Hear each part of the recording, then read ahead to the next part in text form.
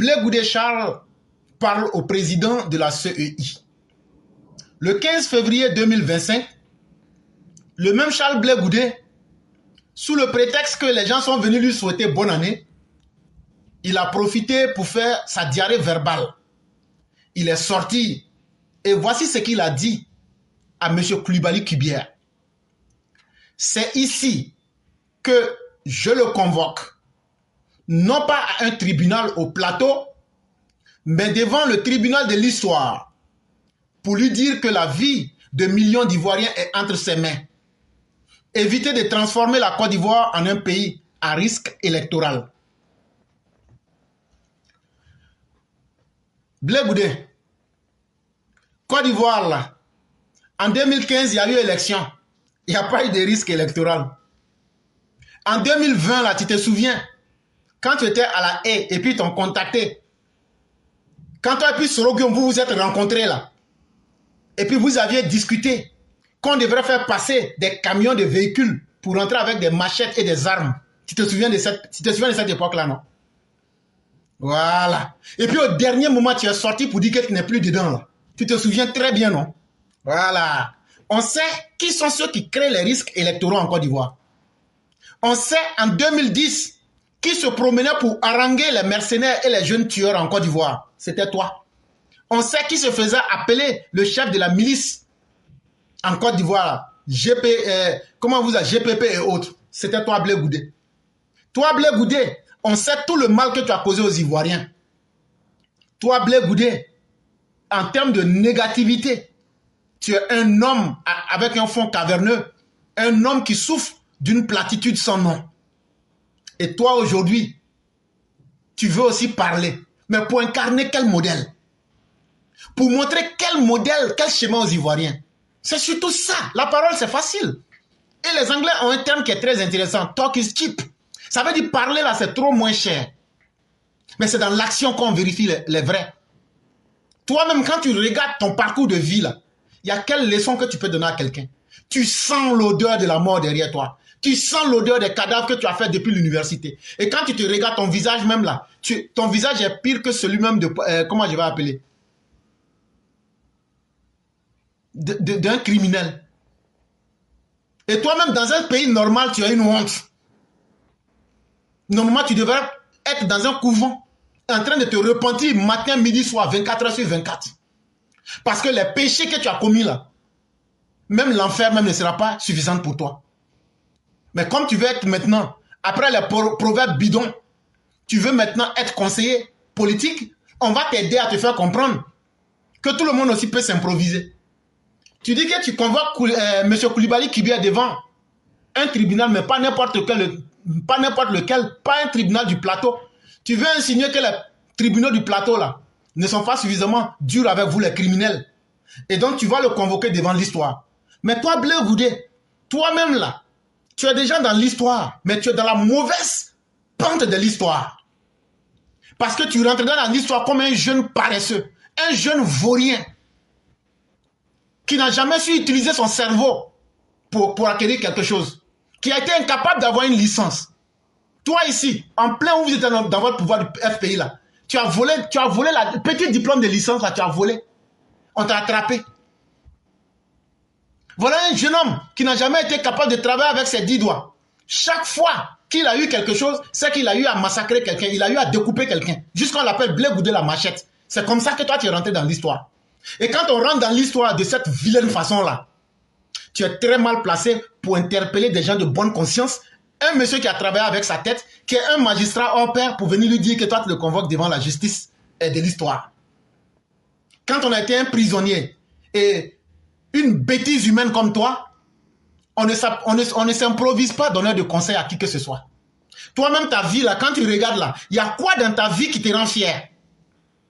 Toi, ici, les attaques terroristes de Grand Bassam, là, tu étais informé, mais tu n'as pas accepté d'informer les Ivoiriens. Tu as écrit ça dans ton livre. Ennemi de la paix, ennemi des Ivoiriens que tu sois. Dans ton mauvais vilain livre, là, tu as écrit ça là-bas, que toi, là, ton voisin de cellule t'avait informé qu'ils vont attaquer la Côte d'Ivoire. Ils vont frapper, mais toi, tu n'as pas pu ouvrir ta beuve pour dire ça aux Ivoiriens. C'est toi, là, tu vas venir donner conseil à qui? C'est toi là qu'on a attrapé en train de fabriquer les extraits de naissance pour remettre aux Libériens là, pour qu'ils puissent voter pour vous là. Ça, c'est pas plus grave que ce que tu es en train d'inventer. En réalité, ce qui vous fait peur là, c'est parce que vous n'avez pas le courage de prendre des armes pour vous arrêter devant Ouattara. Et c'est pourquoi vous parlez beaucoup. Sinon là, quelqu'un qui s'assume là, ne s'arrête pas pour raconter n'importe quoi. Vous partez prendre des armes et puis vous commencez à tirer pour venir vous arrêter devant le palais présidentiel. Ou bien vous prenez une partie du territoire pour imposer le respect. Et c'est là qu'on vous attend. Et donc toute cette comédie que vous êtes en train de faire là, si vous pensez qu'on ne sait pas où vous allez ou même ce que vous voulez là, mais quand vous allez sortir, ce qu'on va vous montrer là, même le bon Dieu lui-même sera étonné. Si vous pensez que dans le pays là, c'est vous qui êtes trop fâché, ou même c'est vous qui êtes trop énervé, ou même c'est vous qui avez plus de droits que les autres, amusez-vous avec votre propre vie. Mais cette fois-ci là, 2025 là, nous on va vous convoquer devant le tribunal des cimetières. Et ça on vous le dit, parce que des criminels ignorants et méchants et sans repentir comme vous autres, le seul prix qu'il vous faut, c'est de vous exterminer. Et donc toi, la sale vermine, viens l'ouvrir devant des gens, comme si on ne te connaissait pas, et tu veux te donner un genre. Mais c'est pas nous, on va te regarder, puis tu vas faire ça. Et donc là, ceux qui ne savent pas qui tu es là, moi je vais te dire, écoutez très bien ce que je vais dire. Ceux qui l'envoyaient, ceux que Blé Goudé a envoyé avant pour aller faire les mauvaises choses là, écoutez un d'entre eux, il s'appelle Olivier. Écoutez-le et vous allez comprendre ce que Blé Goudé a fait. Et quand il dit qu'il a peur là, ils ont déjà payé des armes. Depuis 2022, ils ont déjà payé des armes. Quand je dis qu'on a été instrumentalisé, qu'on a été utilisé, qu'on a tous fait le lit et le jeu de Charles Blé Goudé, par moment, il y en a qui se disent, mais tu dois être chaud quand même. Comment est-ce que Charles Blé Goudé est parvenu à te retourner le cerveau ou à faire ceci, à faire cela? Il faut dire que Charles Blé Goudé, on peut trouver des mots méchants pour lui, mais il y a une chose qu'on doit lui reconnaître. Il y a une chose qu'on doit lui reconnaître. Il est très démoniaque. Vous l'entendez, non? Il dit, quand tu le vois comme ça, là, il ressemble à un bête, à un tonton. Charles Blé Goudé, là, quand tu le vois, là, il ressemble à un mouton. Mais il est très dangereux quand il s'agit de faire le mal. C'est ce que le monsieur est en train de vous dire. C'est un esthéticien morbide. De la manière, on fait tableau de Picasso, là, puis on vient regarder, on dit, waouh, ça là, c'est Dieu même qui a créé le tableau là. Ou bien quand tu es fan d'une femme là, puis tu inventes les mots là, pour dire que tu es d'une beauté immassible là, tu es d'une beauté qui ne se fane jamais comme la mer. Tout ce que tu as dit là, de la manière que tu as dit, puis c'est beau là.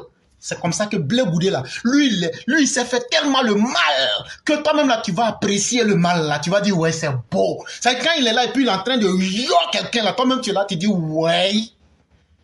Ça, il fait ça propre. Comme de la manière ils ont enterré Habib Dodo vivant là. Derrière, dans le bas-fond là, à l'université là, ils ont fait ça propre. On dit, il est trop fort dans ça. Ils l'ont enterré vivant propre. Habib Dodo. On dit si c'est ça seulement là, de la manière tu vois son visage de bête André Facochère là, il est trop fort dans mal. Oui, c'est un esthéticien morbide. Il excelle dans tout ce qui est de Machiavel. Charles Blé Goudé est très excellent. On dit dans tout ce qui est fait du mal là, lui il voit jamais et puis il va passer. Même quand il voit des gens faire du mal là, il suffit qu'on lui dise, ah, les gens sont en train de... Lui-même, il s'ajoute à eux en même temps. Il dit, c'est où vous avez laissé, moi je vais continuer le reste. Si c'est fait pour faire mal là, ah non, là il est fort dedans. Mais tu ne vas jamais trouver même un poids de bien dans ce qu'il fait.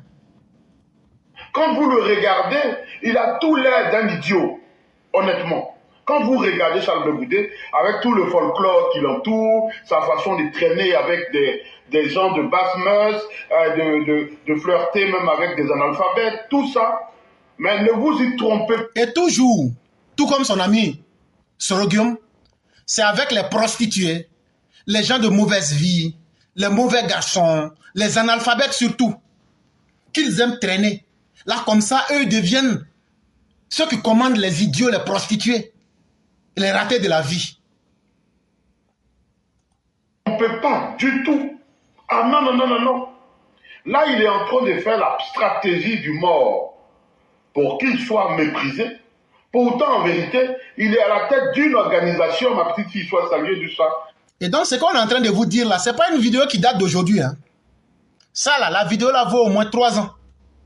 Mais depuis cette époque-là, je suis en train de vous avertir, vous les moutons du RDR, que Blé Goudé là, ne vous amusez même pas avec lui. Si quelqu'un le voit dans Abidjan, il faut le taguer. Mais vous n'avez pas de dignité ou bien.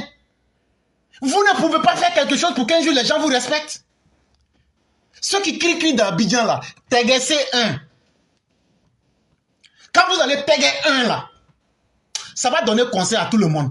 Quand vous allez taguer un seul là, ils vont plus dire que non, les élections à venir, il y aura guerre. Est-ce que c'est pas mieux de taguer un et puis on va faire ces élections sans problème? Ou mais vous voulez d'abord qu'on tague vos familles pour que vous réagissiez? En tout cas, tout est dans votre main. Mais depuis 2022, Blé Goudé a commencé à s'apprêter. Et les Libériens qu'ils ont inscrits sur les listes électorales là, et puis je vais vous dire même, en mars là, la révision électorale, ça va commencer. Au lieu c'est 17, non? Dans 12 ou mais 11 jours, l'année, le mois là est fini, non? Quand on va rentrer en mars là, hey, vous qui avez dit il y a 2 millions là, mais nous aussi, on a découvert aussi les Libériens de Blé Goudé, comment on appelle, les étrangers que le PDC avait mis dans la liste électorale là. Nous, on a découvert tout ça. On va les effacer en tas. Ça aussi là, je vais vous dire ça dès maintenant. Je vais vous dire ça dès maintenant. On va nettoyer, on va bien comparer. Et on va tamiser. De la manière que vous avez vu 2 millions là, nous aussi on a vu aussi 5 millions. On va tout tamiser puis enlever puis mettre à côté. Donc là, en tout cas ça sera intéressant. Ça je préfère vous dire ça. Mais on était avec Blé Goudé donc on y va. Encore, il est à la tête d'une organisation. Blé Goudé est à la tête d'une organisation qui veut que ce soit l'ère de la FECI à la tête de la Côte d'Ivoire. Et donc, quand Alassane Ouattara a dissous la FECI, qui était le premier à s'en plaindre? Laurent Gbagbo. Or, Laurent Gbagbo et Blé Goudé ne juraient que par la FECI pour atteindre leurs objectifs. Et depuis 2022, Blé Goudé est en train de faire ce travail.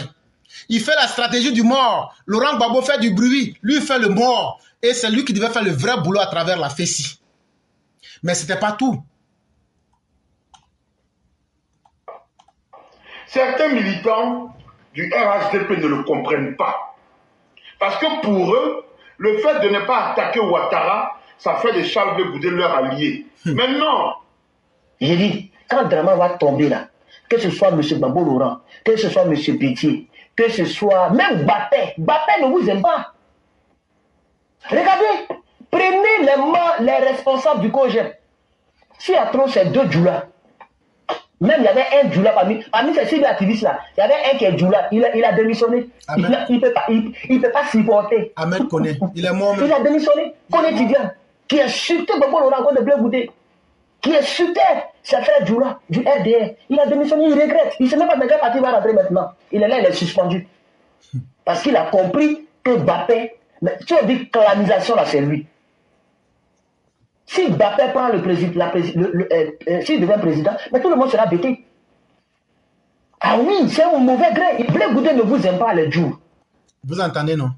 Vous les Djoula bêtes là, qui pensez que tout le monde va être votre ami là. Vous qui voulez jouer les moutons là, pour toujours avoir un berger là. Vous entendez ce qu'ils disent, non? Donc continuez à vous comporter comme des moutons. Continuez à être comme si vos cerveaux étaient congelés. Ça ne va pas se passer derrière vous. Continuez à vous blaguer vous-même. Les jours, Blé Goudé ne vous aime pas. Il vous trompe. Il parle de paix.